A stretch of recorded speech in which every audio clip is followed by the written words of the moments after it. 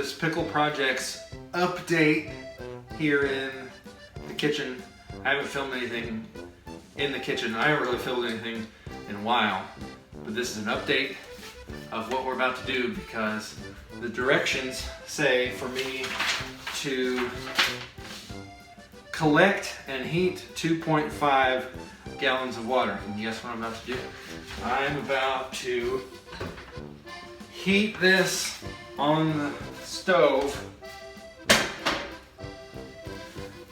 and I'm gonna heat it, and I'm gonna put some Mallard malts in there to make an amber ale. That's right, ladies and gentlemen.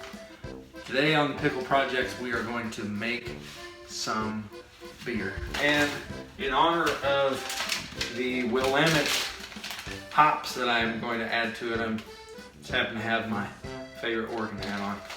So anyway, stay tuned. It's going to be a long process, but once we're done, we're going to have some cold beer to drink. It's going to make like 50 bottles, which is like, what's that, roughly like 7 or 8. What's 8 times 6? What's 8 times 6? Nobody knows. Alright, so anyway, it's roughly 8 6-packs of delicious beer. It's going to be an amber ale, which is, I'm not like an amber ale guy all the time, I think. I have to try it to really know. I mean, I fall into the category of the stereotypical guy that likes his IPAs and enjoys traveling to the Pacific Northwest, as you can see the way I'm dressed. But you know what?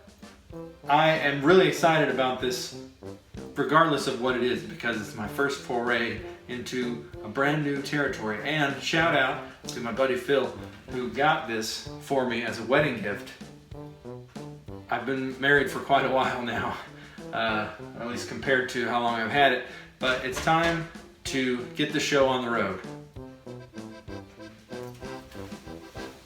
So, next thing on the list is we're gonna break this bad boy open, and I'm gonna see if it's got an intoxicating bouquet, as they say. Ooh, that smells really good. Yeah, I had a hint of, don't tell my wife, but there's a hint of raisin in there.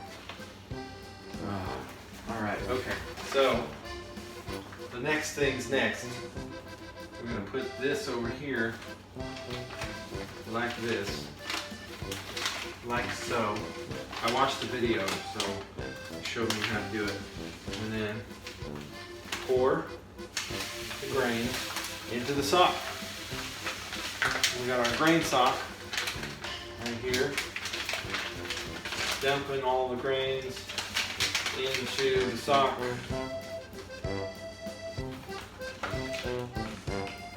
Get them all nice and packed down in there. And we're going to tie it off.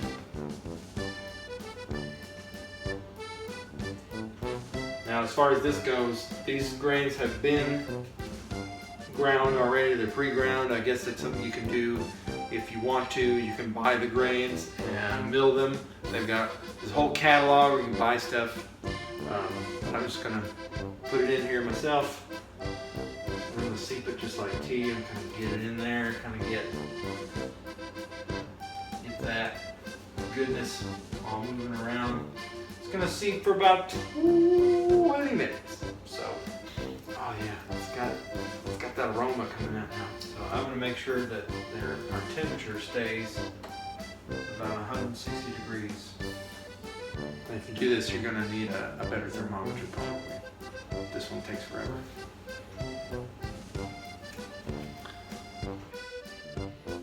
Okay, it's actually kind of warm now, so I took it off the heat. It's about 168, 170 degrees right now.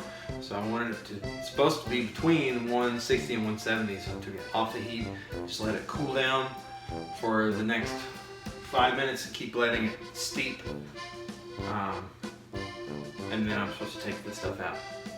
All right, so I took it out. I didn't film that part, but I took it out, drained it, squeezed it. You gotta squeeze it really good. You gotta get a lot of those little droplets out, and then it just says to discard, so I just threw it away. But now I gotta bring it back to a boil again. Lots of boiling.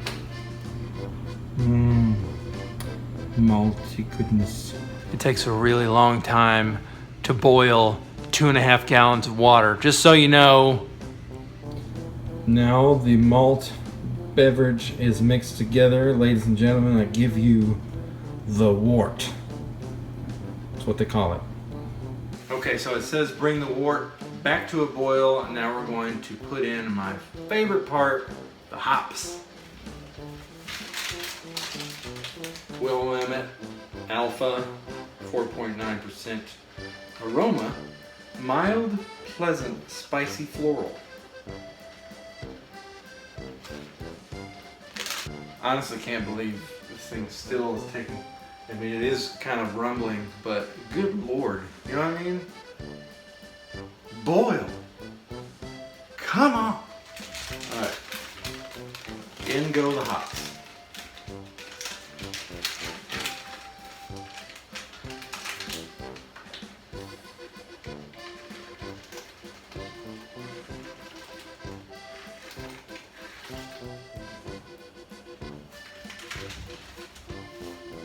Hops are one of my favorite things in the world.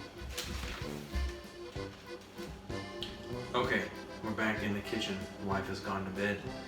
We are about to do the next step after this has been boiling.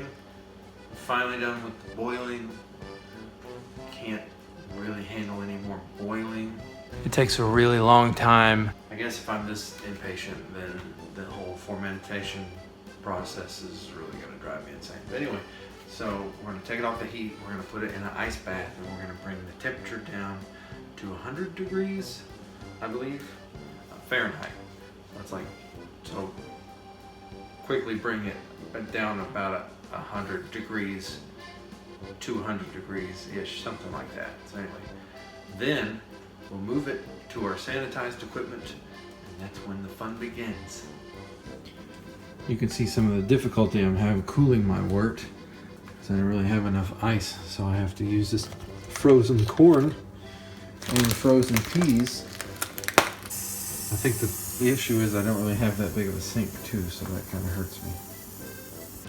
So after trying to make sure that everything was secure, ready to go, everything is in the barrel. The bucket, whatever you want to call it. I mean, it'd probably be a barrel if we're talking about beer, I guess. So I poured everything into the bucket and made sure, the barrel, I made sure that it was all the way up to 5 gallons, and conveniently these buckets have lines so you know exactly where to fill it to. So once it was filled up, then I just put the yeast in and secured the lid. And now we're gonna watch this little guy, see how many bubbles he tries to make, and watch the fermentation process, and we'll be back in about, well, it says it's supposed to start in about 24 hours, so we'll touch base.